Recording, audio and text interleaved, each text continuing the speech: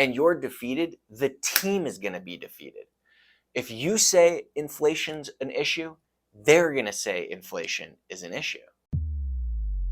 In this video, I'm going to share with you an important lesson that I learned from my business and one of our clients that we're currently working with. So I had a call this past week with one of our clients, and I learned that they're struggling with inflation, right? They're struggling with that sentiment, or that their sales managers are all talking and they're talking about inflation, and they're talking about the problem versus the solution.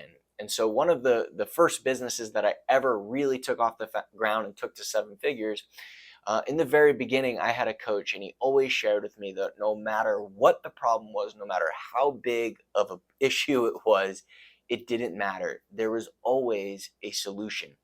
And when I walk, and he said, no matter what you do, when you walk into that office, when you walk into that environment, you have to be the knight in shining armor.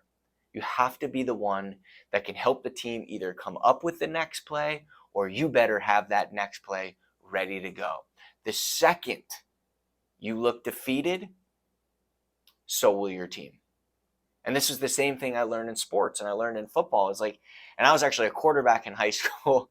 And so one of the big things that my coach used to say is like, if you go into the locker room, if you go out onto the field and you're defeated, the team will be defeated.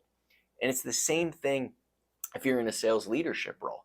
If you walk into your office, or if you enter into one of your weekly meetings or daily huddles or whatever, however you're doing it, and you're defeated, the team is going to be defeated.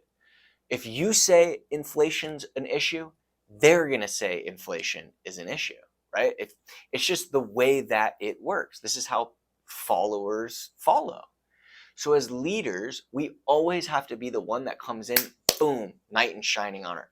Boom, what are we doing well, right? And this is why we have the next play accountability system. Where are our wins? Where are our first downs? Where are our touchdowns? What are our KPIs? What are our numbers right now? What's the film stay, right? What's the facts? Then we can make adjustments based on those facts. Boom, come up with the next play. So one of the things that I've learned over the past few years that I wish I would have known then is that I don't always have to be the one to come up with the play. So I always thought as a leader, I had to come in ready to go. It's my play, but you don't have to. And a lot of times the plays that your team can come up with are going to be better.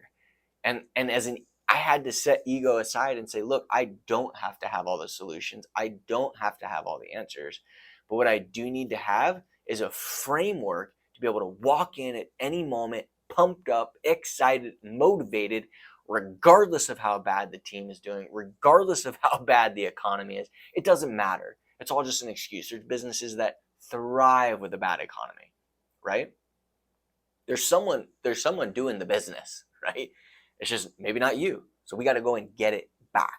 And that's how we have to constantly keep people in the game. We can't come into the office and be upset. We can't come into your environment, whether it's Zoom or in person, and be down and be upset and be frustrated, right? It just doesn't work.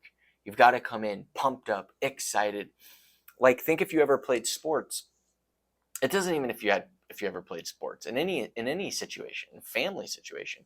If something goes wrong and someone comes in and they're pumped up and excited and like, hey, we're going to figure this out. We're going to get through this. We've got this. You're going to do this. Here's the next play.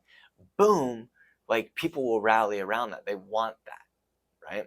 And so that's the power you have as a sales manager. So if you're in a VP role or CEO role and you got sales managers that aren't doing this, then this is where you got to come in and share with them, hey, look, like, you've got to be that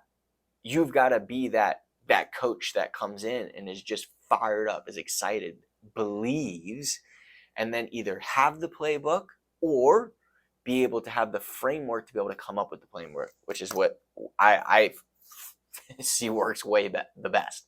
So got to have that playbook or that framework. Totally up to you, but that's what's the most powerful, where people will buy in so much more. So hope this video helps in some way or another, but I wanted to share this lesson because I believe it's so powerful and one that's missed so often.